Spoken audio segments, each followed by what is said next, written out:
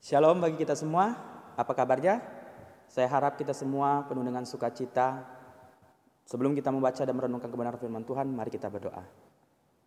Segala hormat dan kemuliaan hanya bagi-Mu Tuhan, kami persembahkan. Kalau ada hari ini kami, semua karena pertolongan dan cinta kasih Tuhan bagi kami. Biarlah Tuhan, di hari yang penuh dengan bahagia sukacita ini, izinkan kami Tuhan, untuk kami duduk diam, membaca dan merenungkan kebenaran firman-Mu. Karena kami tahu Tuhan, hanya firman Tuhan sajalah yang memberikan kekuatan, yang mengoreksi hidup kami, untuk kami lebih baik lagi. Dan melalui firman Tuhan jugalah kami diberkati, kami dikuatkan. Hamba-Mu yang penuh dengan keterbatasan ini Tuhan, yang akan menyampaikan, pakai hamba, urapi hamba, biar perkataan demi perkataan yang hamba sampaikan semuanya berasal daripada Tuhan. Bukan keinginanku yang kusampaikan, tapi kehendak Tuhan saja. Di dalam nama Tuhan Yesus Kristus, hamba berdoa. Amin. Ya, mari kita membuka Alkitab kita di dalam Kisah Para Rasul yang keempat ayat 23 sampai dengan 31. Kisah Para Rasul 4 ayat 23 sampai 31. Demikianlah firman Tuhan. Doa jemaat. Sesudah dilepaskan, pergilah Petrus dan Yohanes kepada teman-teman mereka. Lalu mereka menceritakan segala sesuatu yang dikatakan imam-imam kepala dan tua-tua kepada mereka. Ketika teman-teman mereka mendengar hal itu, berserulah mereka bersama-sama kepada Allah, katanya, "Ya Tuhan, Engkaulah yang menjadikan langit dan bumi, laut dan segala isinya, dan oleh Roh Kudus dengan perantaran hamba-Mu Daud, Bapa kami, Engkau telah berfirman, mengapa rusuh bangsa-bangsa? Mengapa suku bangsa mereka-reka perkara yang sia-sia? Raja-raja dunia bersiap-siap dan para pembesar berkumpul untuk melawan Tuhan yang diurapinya. Sebab sesungguhnya telah berkumpul di sini, di dalam kota ini, Herodes dan Pontius Pilatus beserta bangsa-bangsa dan suku bangsa Israel melawan Yesus hamba-Mu yang kudus yang Engkau urapi, untuk melaksanakan segala sesuatu yang telah Engkau tentukan dari semula oleh kuasa dan kehendak-Mu. Dan sekarang ya Tuhan, lihatlah bagaimana mereka mengancam kami, dan berikanlah kepada hamba-hamba-Mu keberanian untuk memberitakan firman-Mu. Ulurkanlah tangan-Mu untuk menyembuhkan orang, dan adakanlah tanda-tanda mukjizat-Mu oleh nama Yesus hamba-Mu yang kudus.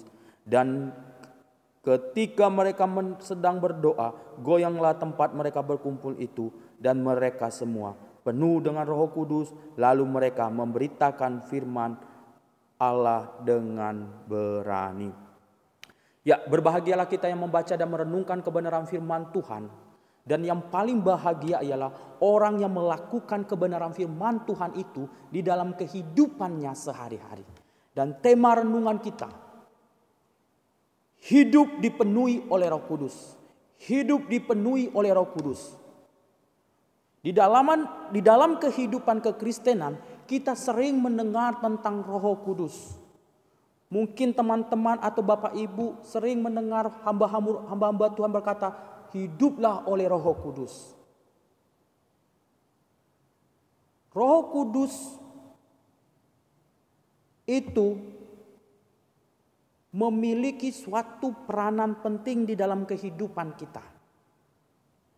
Sebelum Yesus Kristus terangkat ke sorga, Dia berkata kepada para murid-muridnya bahwa aku akan mencurahkan Rohku atas kalian semua. Setelah Yesus melaksanakan karya keselamatannya bagi kita semua, maka Ia harus kembali ke rumah Bapa, dan Dia menyediakan tempat bagi kita yang mengasihi Dia dan percaya kepada Dia. Dia tidak membiarkan kita berjalan sendiri, di mana Roh Kudus dicurahkan oleh Bapa kepada kita semua. Roh Kudus adalah roh yang menolong kita. Bahkan di dalam Yohanes 14 ayat 25 sampai 31 dikatakan bahwa Roh Kudus yang akan mengajar segala sesuatu kepadamu dan akan mengingatkan kamu semua akan yang kukatakan kepadamu. Bahkan di dalam Roma 8 ayat 26, di mana Roh itu akan memberikan kekuatan ketika engkau dan saya menghadapi suatu masalah, ketika engkau dan saya sedang menghadapi pergumulan, Roh itu akan memberikan kemenangan, engkau akan mampu bertahan melewati segala pergumulanmu. Roh Kudus memiliki peranan penting bagi kita semua. Berbicara tentang Roh Kudus, itu bicara tentang bagaimana Roh Kudus adalah oknum ketiga daripada Allah Tritunggal. Sebagai Allah, tentunya Roh Kudus memiliki kuasa otoritas yang sama dengan Allah Bapa, Allah Anak. Tidak berarti bahwa Roh Kudus itu lebih rendah daripada Allah Anak, Allah Bapa. Dan tidak juga Roh Kudus itu lebih tinggi jabatannya daripada Allah Anak. Tidak.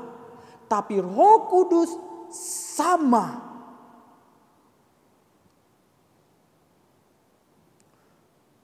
Esensi dan hakikat kesetaraan Roh Kudus itu sering ditulis oleh para penulis perjanjian lama dan perjanjian baru. Di mana Allah Anak, Allah Roh Kudus, Allah Bapa itu sama.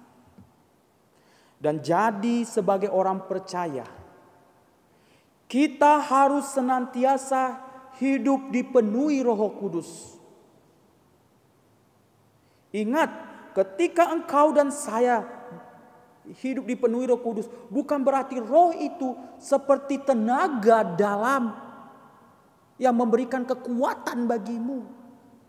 Bukan juga seperti engkau sedang minum Coca-Cola Sprite yang kau masukkan ke dalam gelas yang meluap. Tidak demikian.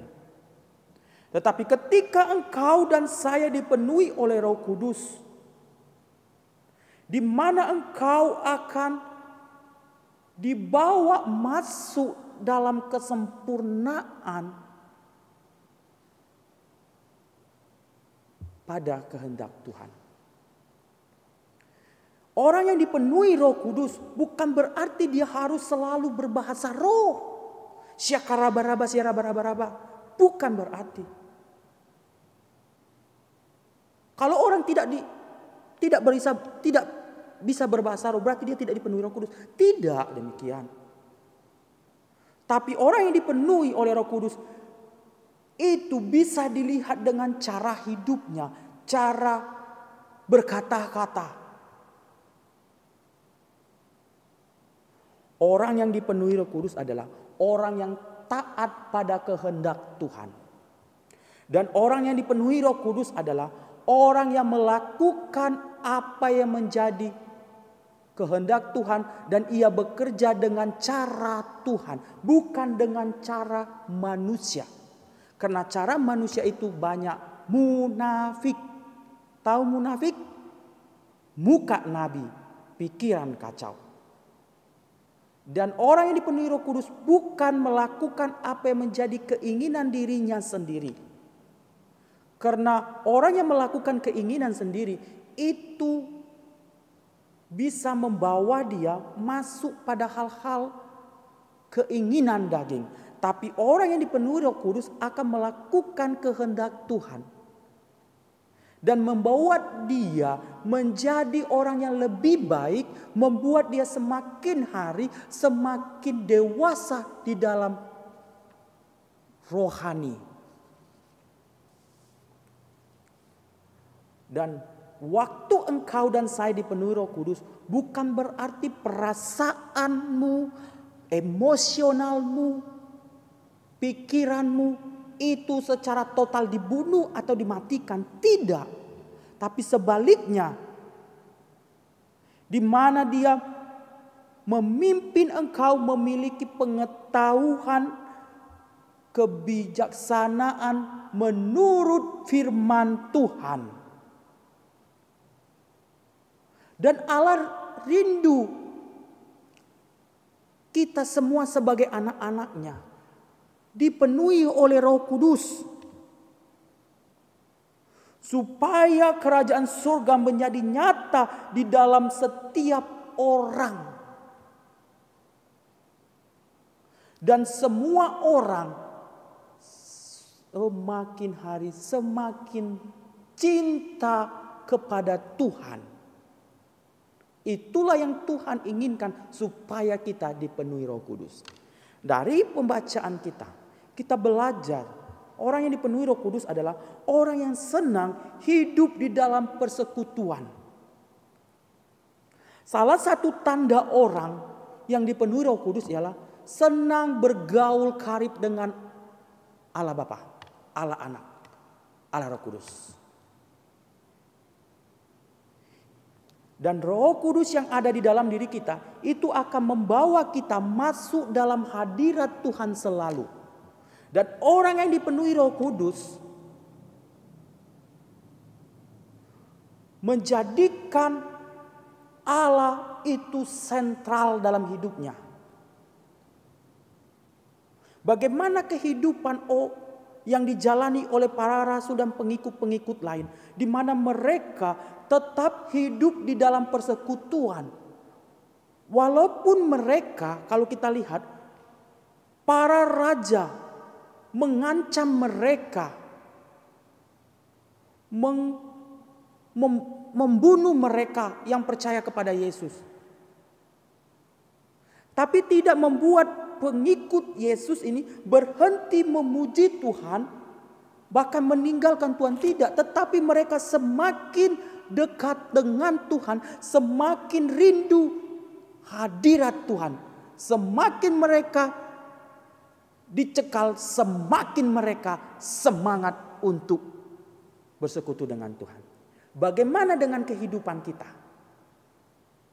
Ketika engkau sedang mengalami masalah, masihkah kita mengutamakan Tuhan? Masihkah kita tetap hidup dalam persekutuan dengan Tuhan? Jangan kita mengaku sebagai orang yang dipenuhi Roh Kudus, tapi kita berdoa saja.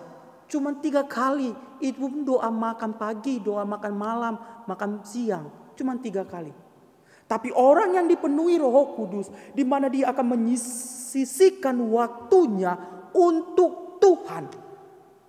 Di mana ia memiliki jam-jam doa pribadi dengan Tuhan. Kalau kita baca di dalam Mazmur, bagaimana seorang tokoh yang sangat terkenal, yaitu Raja Daud. Raja Daud sebagai seorang pemimpin pasti dia sibuk mengurus rakyatnya, mengurus kerajaannya. Tapi Daud yang dipenuhi oleh Roh Kudus, ia tidak pernah melupakan Tuhan di dalam kehidupannya. Bahkan dia 7 kali mempersembahkan pujian penyembahannya, memuji Tuhan, bersekutu dengan Tuhan. Bahkan tokoh yang sangat terkenal juga, Daniel, Sadrak, Mesak, 3 kali dalam sehari. Itu sudah menjadi kebiasaannya, itu sudah menjadi gaya hidupnya. Dan orang yang dipenuhi oleh Roh Kudus, gaya hidupnya adalah hidup bersekutu dengan Tuhan.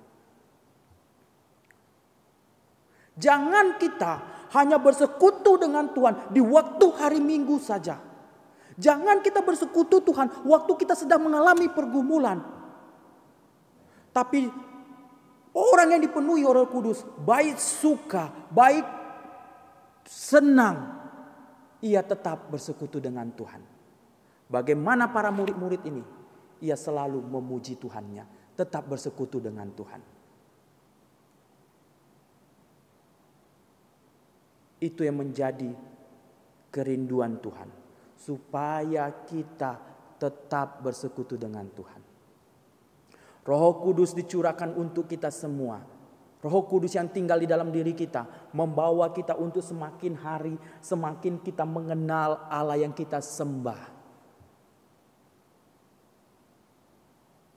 Dan orang yang dipenuhi Roh Kudus, ia sadar akan dirinya bahwa dia tidak akan bisa menghasilkan sesuatu tanpa dekat dengan Tuhan.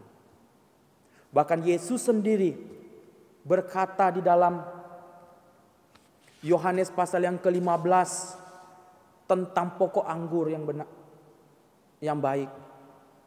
Bagaimana pokok anggur itu akan berbuah jika ranting itu selalu melekat dengan pohonnya. Kita pun juga sebagai orang-orang yang dipenuhi Roh Kudus, kita akan selalu melekat dengan Tuhan. Ketika engkau melekat dengan Tuhan, maka engkau akan bertumbuh, maka engkau akan menghasilkan buah. Tapi jika engkau dan saya tidak melekat dengan Tuhan, bagaimana engkau bisa tumbuh? Bahkan firman Tuhan dalam Yohanes 15 ayat 14 berkata, sama seperti ranting tidak dapat berbuah dari dirinya sendiri kalau ia tidak tinggal pada pokok anggur, demikian juga kamu tidak berbuah jika kamu tidak tinggal di dalam aku. Ingat, kamu dan saya dan kita semua akan menghasilkan buah, akan memperoleh kekuatan kalau kita selalu bersekutu dengan Tuhan. Roh Kudus memenuhi kehidupan kita akan membuat kita semakin cinta hadirat Tuhan. Bahkan kalau kita baca di dalam Mazmur 84 ayat 4 ayat 3, demikianlah firman Tuhan. Mazmur 84 ayat 3, jiwaku hancur karena merindukan pelataran Tuhan. Hatiku dan dagingku bersorak-sorai kepada Allah yang hidup. Ini menunjukkan bahwa orang yang dipenuhi oleh Roh Kudus, hati dan hasratnya bahkan jiwanya selalu merindukan Tuhan di dalam dirinya. Bukan berarti orang yang dipenuhi Roh Kudus ia tidak memiliki masalah dalam dirinya. Kalau kita melihat bagaimana para murid dan pengikut Yesus pada waktu itu, ada masalah. Siapa yang percaya mereka akan mengalami penderitaan. Siapa yang percaya mereka akan dibunuh dan dianiaya. Bahkan nyawa mereka menjadi taruhannya. Tapi mereka takut? Tidak. Tapi mereka membawa rasa takut mereka di hadirat Tuhan. Ketika mereka bawa dalam hadirat Tuhan, maka mereka mempunyai suatu keberanian untuk selalu bersekutu dengan Tuhan. Kita pun juga.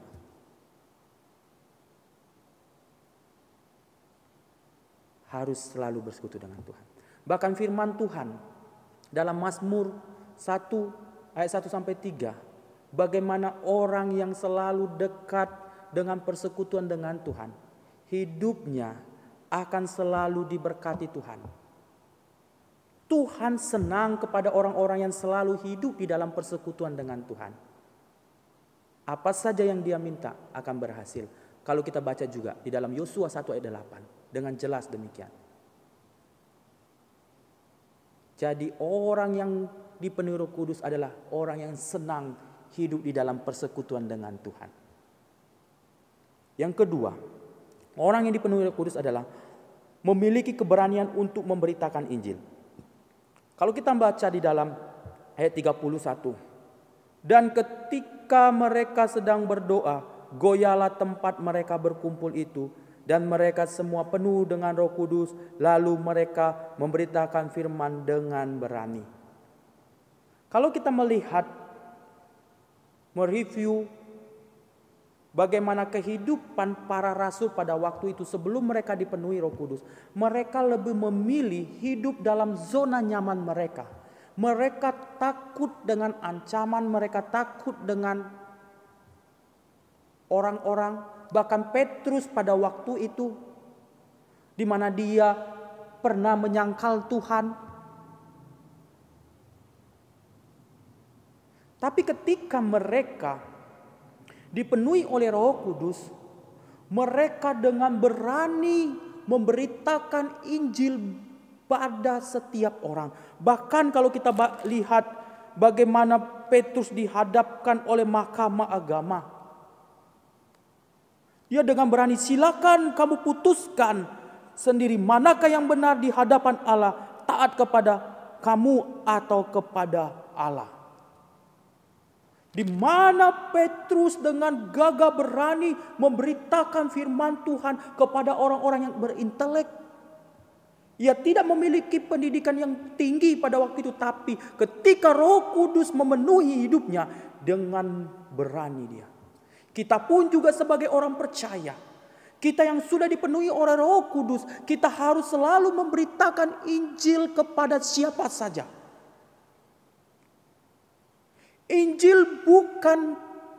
Memberitakan Injil bukan tugas para majelis, bukan tugas para pelayan saja. Tapi semua orang yang percaya, semua orang yang dipenuhi Roh Kudus memiliki suatu tanggung jawab untuk memberitakan Injil. Banyak orang alasan untuk memberitakan Injil. Aku kan gak sepandai para hamba Tuhan untuk memberitakan Injil. Aku tak bisa ngomong. Aku gak bisa melayani pimpin pujian. Banyak orang beralasan. Ingatlah, memberitakan Injil bukan hanya menceritakan ini saja, tapi bagaimana hidupmu adalah surat yang tertulis di mana engkau harus bisa jadi berkat. Perkataanmu bisa memberkati orang lain, perilakumu memberkati orang lain. Berarti engkau juga sedang memberitakan Yesus yang ada di dalam imanmu, di dalam dirimu. Ketika engkau memberitakan Injil, engkau harus menonjolkan Yesus itu sebagai Tuhan. Bukan engkau memberitakan tentang engkau dan saya. Banyak para hamba-hamba Tuhan menceritakan tentang dirinya saja, tapi mereka tidak menceritakan Yesus. Tapi orang yang dipenuhi Roh Kudus pada waktu itu, para murid-muridnya, bagaimana Yesuslah menjadi pusat pemberitaannya. Kita pun juga harus menceritakan firman Tuhan. Roh Kudus itu dikirim, diutus oleh Tuhan untuk memuliakan anak, yang dimana pada waktu Yesus mengambil rupa manusia, bagaimana penderitaan dialaminya, dianiaya, dihakimi, disiksa, bahkan disaku dan disalibkan, yang seharusnya tidak layak diterima oleh anak, tapi dia menerima itu karena kita semua. Oleh sebab itulah Roh Kudus dikirim, diutus untuk kita, untuk memuliakan Yesus. Dan setiap pemberitaan Injil yang kita ceritakan, pemberitaan kita adalah pemberitaan Kristus. Jadi kita harus berani menceritakan Injil di dalam hidup ini kepada siapa saja. Yang selanjutnya, orang yang dipenuhi Roh Kudus adalah orang yang tunduk pada otoritas Tuhan. Kalau kita melihat bagaimana para rasul dan para muridnya, di ayat yang ke-24 dikatakan, ketika teman-teman mereka mendengar hal itu, mereka berserulah mereka bersama-sama kepada Allah. Katanya, ya Tuhan, Engkaulah yang menjadikan langit dan bumi, laut dan segala isinya. Ini menunjukkan bagaimana pengakuan para murid-murid bahwa hanya Yesus Tuhan yang berkuasa di dalam hidupnya. Kalau mereka mampu melakukan segala sesuatu itu adalah karena perbuatan Tuhan. Orang yang dipenuhi Roh Kudus akan selalu tunduk pada perintah Tuhan, tunduk pada otoritas Tuhan.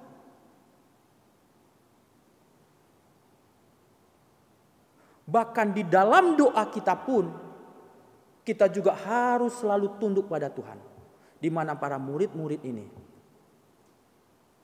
Mereka berdoa sesuai dengan kehendak Tuhan. Orang yang dipenuhi Roh Kudus doanya doa seperti yang Tuhan kehendaki, bukan yang kita ingini.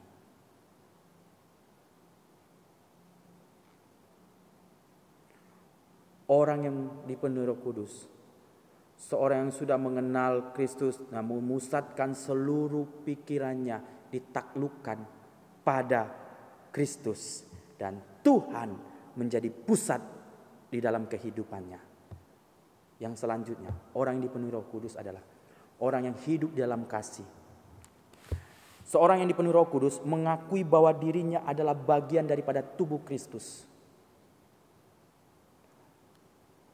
yang tidak bisa berdiri tanpa anggota tubuh yang lain. Ini mengingatkan kita bahwa orang itu adalah orang yang memerlukan orang lain. Berarti orang yang dipenuhi Roh Kudus adalah orang yang peduli dengan orang lain. Orang yang dipenuhi Roh Kudus adalah orang yang mengasihi sesamanya.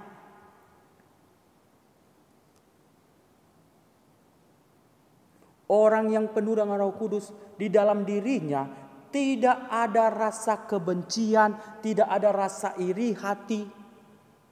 Meskipun dia pernah disakiti, pernah dibuat jengkel, pernah dikecewakan, tapi di dalam dirinya ada kasih, yaitu kasih pengampunan kepada orang-orang yang pernah menyakitinya.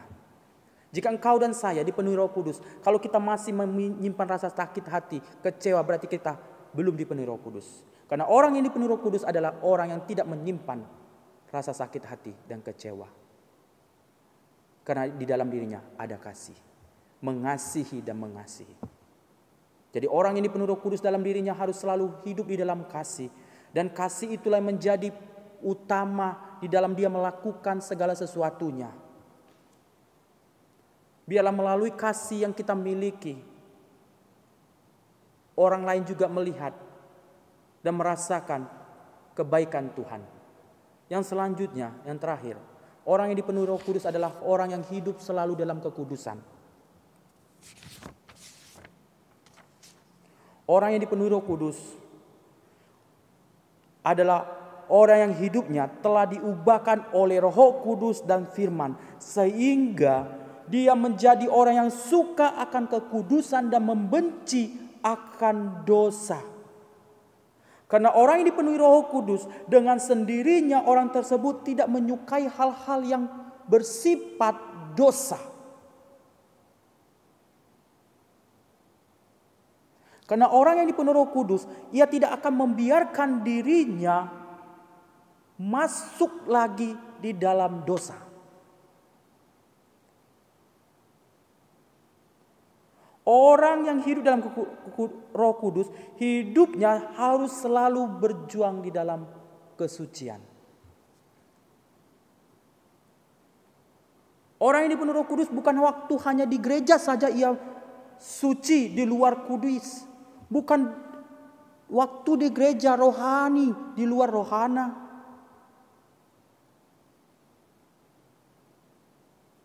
Jadi kekudusan itu merupakan hal yang sangat penting di dalam kehidupan kita. Orang yang dipenuhi Roh Kudus, dia akan menjaga kekudusan di dalam dirinya. Ia tidak akan membiarkan hidupnya hidup di dalam dosa dan dosa. Karena orang yang dipenuhi Roh Kudus akan membuat dia selalu berusaha dan berjuang untuk menjauhi dosa. Memang tidak ada manusia satupun yang benar. Kita manusia berdosa, tapi kita oleh darah Yesus Kristus, melalui kematiannya dan kebangkitannya, kita percaya kepada Dia, maka kita memperoleh pengampunan, kita dibenarkan oleh Tuhan. Dan kita yang sudah dibenarkan ini, maka kita akan selalu menjaga kekudusan hidup.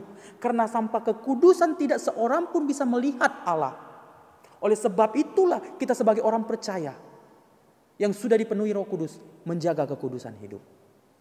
Jadi dalam hidup ini, kita sebagai orang percaya harus senantiasa hidup dipenuhi Roh Kudus. Kesimpulannya bagi kita, biar Roh Kudus yang memimpin kehidupan engkau dan saya.